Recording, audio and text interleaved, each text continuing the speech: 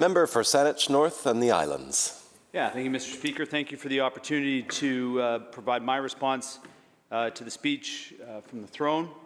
And it always reminds me when we get into this part of the debate in the spring session that as you're listening to the government side of the House, it sounds a lot like Tegan and Sara's song that they made for the Lego movie, that everything is awesome. Everything is cool when you're part of the team, and then when you listen to the other side of the House, they provide, I think, some of the balance that needs to be brought to the reality that's facing British Columbians. Well, it's not awful, but there are things that need to be done. There's absolutely no question about that. I agree. So I just want to, I think, start here, Mr. Speaker. There's a line in this speech that really caught my attention, and I think that it's important that I just get it out of the way now. And it is, quote, "Your government's vision for BC moving forward is one that recognizes inherent rights as our greatest act of reconciliation and respect." And while in the face of it, I think that it's a line that would be easily acceptable. You could just move right past it. However, the reality of inherent, and the definition of inherent, is that it is existing in something as permanent, essential, or characteristic attribute. I don't view this as being the greatest act of reconciliation. I view the recognition of inherent rights as something that is not a great act of reconciliation. It'd be something that we should just easily accept.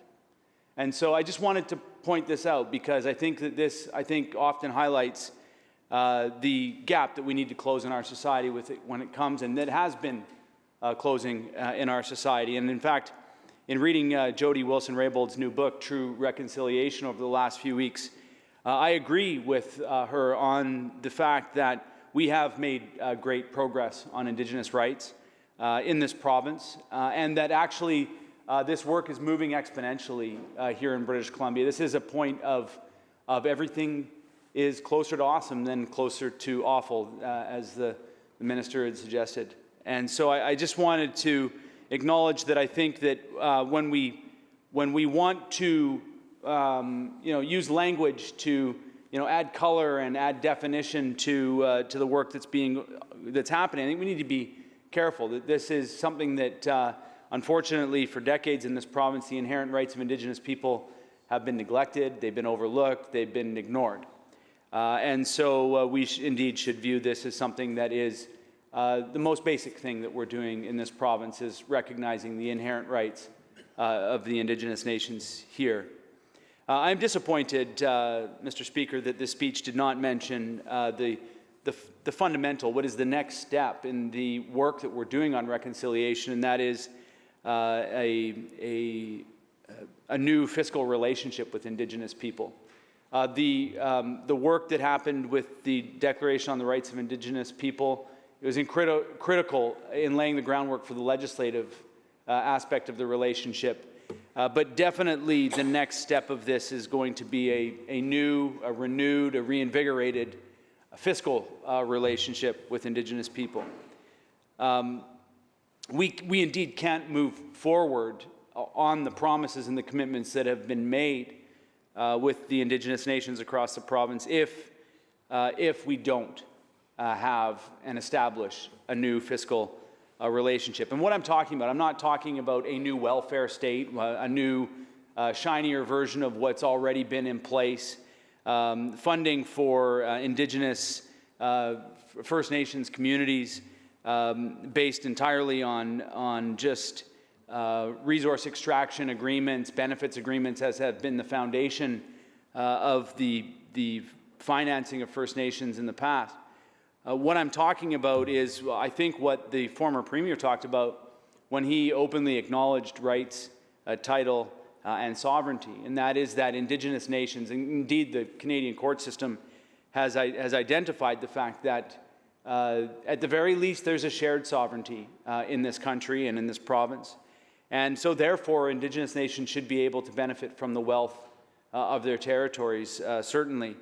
And so these are not kind of traps of colonial documents that are written to the advantage of the Crown governments. This is access to revenue that don't have the strings attached like we've seen in these benefits agreements, but that are elected and hereditary, and the leaderships in our communities are able to begin managing the wealth of their territory rather than poverty like we have seen. And so as we celebrated yesterday the moving of the first move to bring in a Truth and Reconciliation, the National Day of Truth and Reconciliation here is a stat holiday in British Columbia. We see great progress that's happened over the last decade in this province, and that definitely needs to be celebrated. And I look forward to the next stage of that work that is going to be reorganizing the fiscal relationship between Indigenous nations and the Crown governments.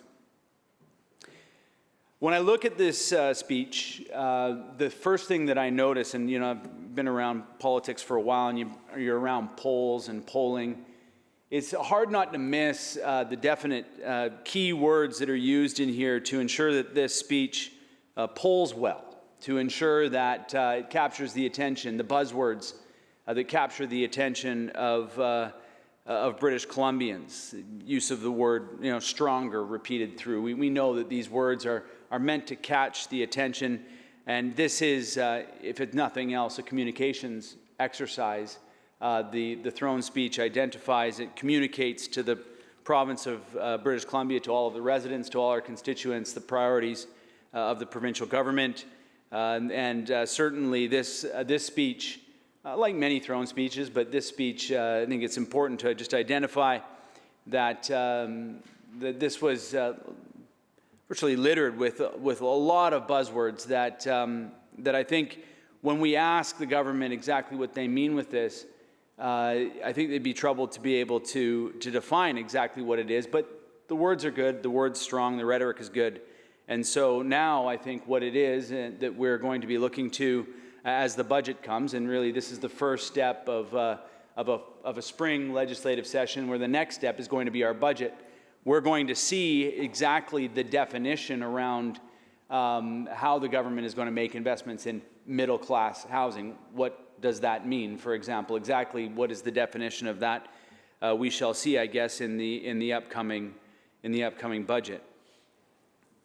When we talk about housing and the fact that the government has committed to a refreshed housing strategy, I think it is important to acknowledge that even though this provincial government that came into power in 2017 has had a focus on affordability throughout, a kind of a common theme line through the work that the government has packaged for British Columbians, has been affordability. And when it comes to addressing affordability in housing and addressing homelessness, it has been incredibly challenging for this government to be able to actually deliver on the message that they have been telling. A $7 billion investment to build 114,000 units of housing was the commitment. Build them within 10 years. That was a pledge that was renewed in the 2020 election. And currently, I think we're seeing about 15,000 units have been built, another 11,000 under construction, a total of 36,000 units of housing built or under construction. Far cry from the 114,000 units that had been promised to British Columbians. And I think, there is sort of an assumption here that a unit of housing is a unit of housing. And what do I mean by that? Well, there is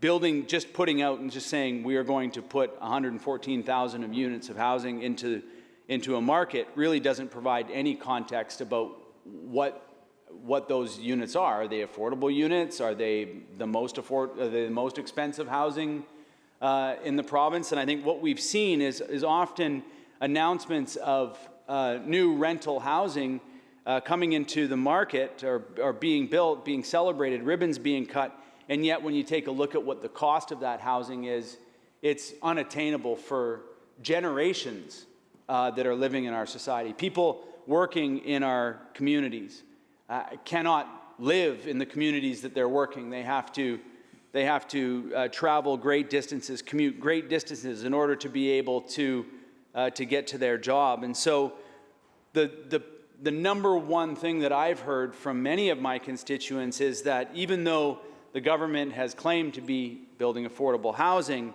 the fact of the matter is that the housing that is coming online is far from affordable in most cases.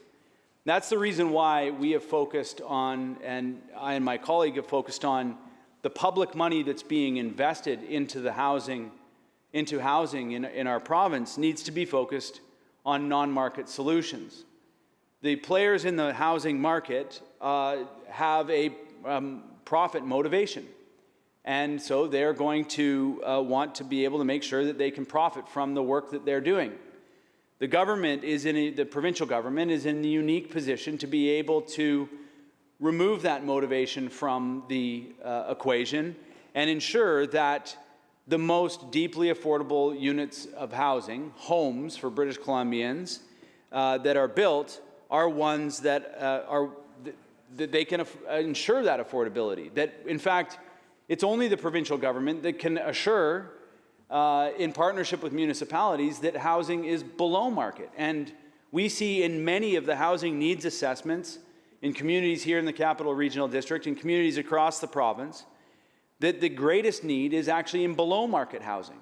And yet, thousands of units being built, and none of them are actually below market housing. And the older housing stock that is being preyed upon by investors and being preyed upon by like REITs, the real estate investment trusts, that I know that this provincial government has now turned its eye on, those units are being threatened either by rent eviction or dem eviction and replaced with housing units that are not affordable. And so the worry that I have is that if we are going to continue to see deeply affordable housing units be turned over, rents increased, and so I really look forward to the rental protection fund that's coming forward.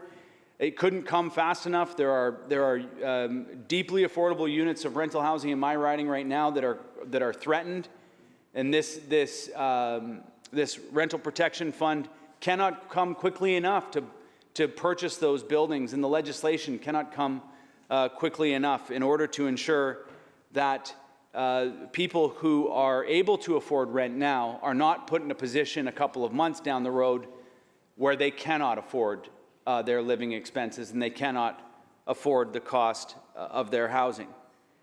We need to make sure, and I'll just repeat this, I've said it in question period, I've said it a number of times, we need to make sure that when this provincial government is investing public money, that there's a public good coming out of that. And the most important public good that we should be getting out of of the investments that we're making are units of housing that are affordable and attainable, and not just have kind of a nice shiny wrapper around them saying that they're affordable or attainable housing, but they actually are affordable. Moving on to healthcare, I think that it's important to just begin by saying that over the last number of weeks, number of months, I've met with and had many conversations with healthcare workers about their jobs, about the work that they're doing in our communities, and I think it's really important to just start by saying I raise my hands to all of those that I've met with, all of those that I've talked to, and thank them for the great care that they're giving British Columbians. Unfortunately, many of the stories that they have been telling me, many of the stories that my constituents who have been patients in the healthcare system have been telling me, is that the healthcare system is failing them. I've heard clearly from those frontline workers that they're not feeling supported by health authorities, that they feel threatened to speak about the dangerous working conditions and patient care that they're experiencing. Conversely, I've heard the ministry and the minister directly contradict the information that I've heard with my own ears. And so this is very, very challenging for me to be able to reconcile. We know that the stress that is being felt by frontline healthcare workers is real. And I think that what we need is we need a reset. The rhetoric on this has ramped up to the point where I don't think we're even having the same conversation anymore, frankly. And so I know that examples have been brought to my attention where nurses are put in an extremely dangerous situation, where health facilities are so far understaffed that nurses are doing work that they shouldn't be doing, that there's no security in the buildings. These are all examples that have been brought to me in my constituency office. And certainly they need to be reconciled, and they need to be reconciled very, very quickly. I think that it's also important to acknowledge that I can't remember the last time that the minister has mentioned the urgent and primary care centers. And it has been a long time since that project that was going to be the solution for the primary health care challenges that we are facing. Nearly 1 million British Columbians without access to a family practice doctor. And really, I think that the failure of that was predicted, of that system was predicted, and now we need to move our primary healthcare system toward like the very successful model that has grown organically in my community.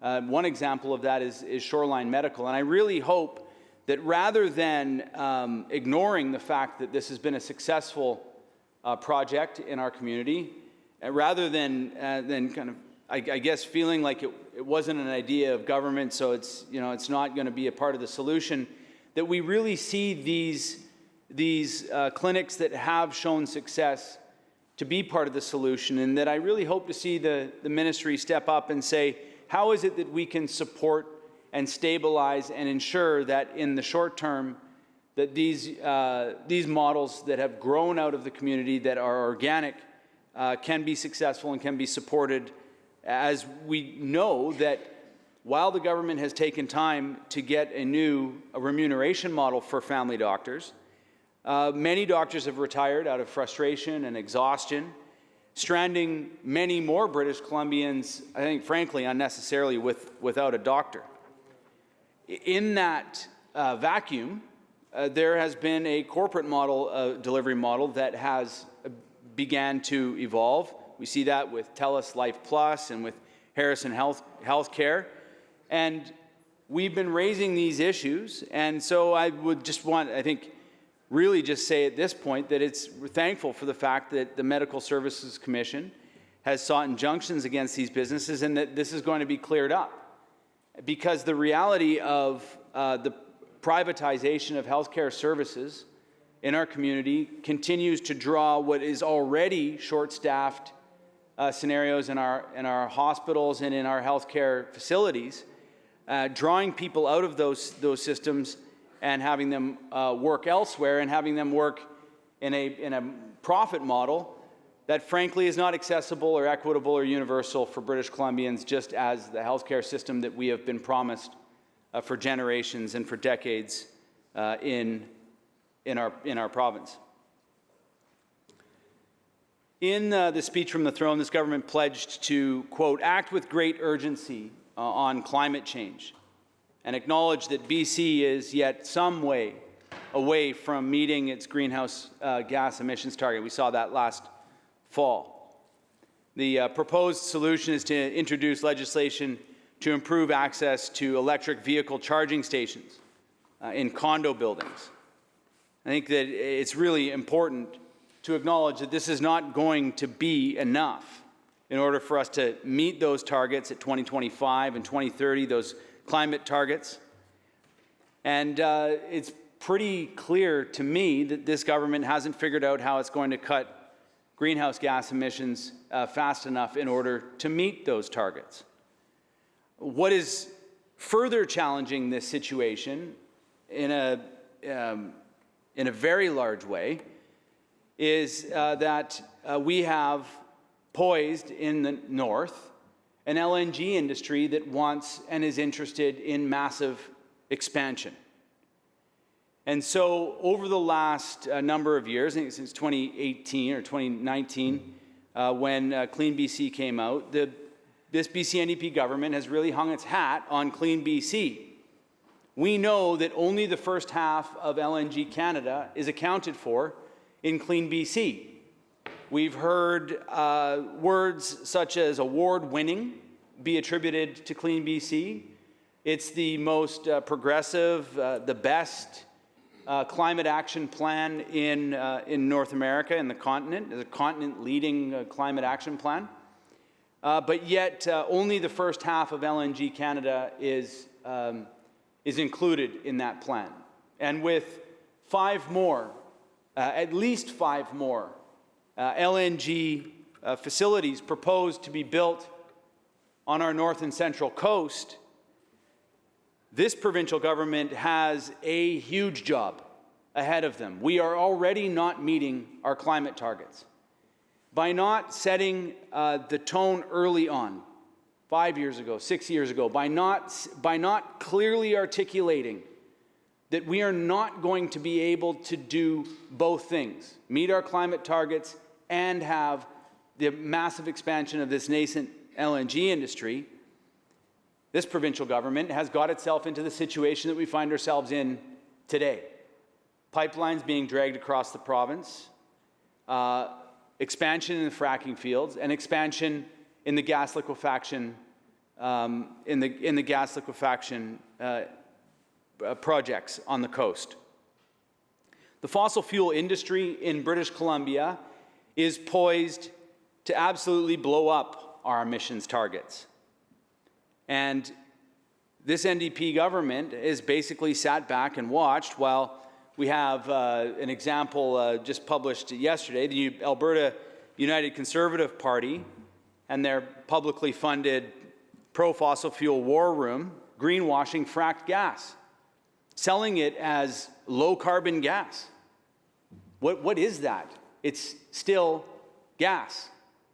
It still burns and emits. It still is methane emitting and blowing up whatever targets that we are, frankly, I think, pretending like we're going to meet in this province if we think that we can continue to allow this industry to grow, not take a strong stand against, as the Premier did, as the Premier did when he was trying to, I think, hold back the tidal wave of supporters for his only competitor in that leadership race. Said there's going to be no new fossil fuel infrastructure built. Ever since then, those comments have been backtracked. The Premier was asked in question period last fall. He wouldn't take a strong stand, and now we have a situation where we've got wood fiber, we've got Tilbury, we've got Xylisms, we've got Phase 2 of LNG Canada, we've got Cedar LNG, all poised on our coast, ready to go, ready to make investments if at all possible. And we have the province to the east of us also pushing and encouraging and wanting that to grow. And so we cannot meet our climate targets in this province and have an LNG industry grow. And it's time that I think that there's some honesty in that conversation about exactly what are we going to do about this situation that we face in our province right now. A promise to meet Clean BC, a promise to uphold the so-called award-winning plan, the promise to meet our climate emissions targets. So, I think that this is going to be something in the next 12 months, but definitely before the next election, that this provincial government is going to have to reconcile. When it comes to the work that the Premier has outlined for the Minister of Water, Land, and Natural Resource Stewardship, the biodiversity and ecosystem health, I don't think that I can sit next to my colleague from Coquitlam-Burke Mountain and not mention the work that he's done on salmon, the work that we did on salmon back in the early days, just after I got elected, the work that we've done on the forest industry over the last number of years, and the reality that we have to find a new and develop a new relationship with nature in our province. We have a forestry industry that's collapsing due to a lack of fiber and as a result of unsustainable harvesting over decades. And this government's response is the grand total of about 2 lines, one referencing forestry and the other referencing old growth strategic review. We have, in this province, clear-cut our way into this problem, and we must change the policy that requires the chief foresters to decision-making to not unduly impact timber harvest. We must change the factors the chief foresters need to consider by clearly adding biodiversity and ecosystem health into their decision-making matrix. This was an opportunity that the former forest minister was given when the Forest Statutes Act was open the last time in the fall of 2021. We were told it was not necessary. We were also told at the election of 2020 that this government was going to implement all of the old growth strategic review recommendations. I believe it's recommendation number 2 that is made by the government's own panelists that state that we need to be protecting for biodiversity and ecosystem health, and we need to be doing it in legislation, not in flashy communications documents that have no impact on the decisions that are being made by the statutory decision makers in this government. I'm happy that the Minister of Land, Water and Resource Stewardship has been mandated to protect 30% of land and water by 2030. That is an excellent first step, and I look forward to understanding what that means and what that looks like. We desperately need a Coastal Protection Act, and we desperately need a plan to address invasive species. I have one example in my riding that I want to highlight here. It's the Main Island fallow deer issue. We have fallow deer on Sydney Island. This has been an issue that has been plaguing Main Island and the Southern Gulf Islands for decades. When the Ministry of Agriculture approved a fallow deer farm, a deer farm, and then when that farm decided that it was going to be done, they just released the deer, and now we have these deer that are absolutely devastating all other species, destroying places where birds nest, destroying local native plant species, destroying ecosystems where native deer species once thrived. And what we need from this provincial government is not to have this pushed off to local governments. Wildlife is clearly a responsibility of the provincial government, and if we are going to be serious about biodiversity and ecosystem health, we have to take a strong stand and make the investments that are needed in order to deal with invasive species when we know that, first of all, we are part of the problem by creating it, and we know that other species are being basically eaten out of home, and they have no home because they just don't exist. I'll just finally say this. I think that it's unfortunate that that there is no real strong mention of the conservation financing piece that is in the Minister of Water, Land and Resource Stewardship. I'd like to see a timeline on when that conservation financing piece is going to come forward.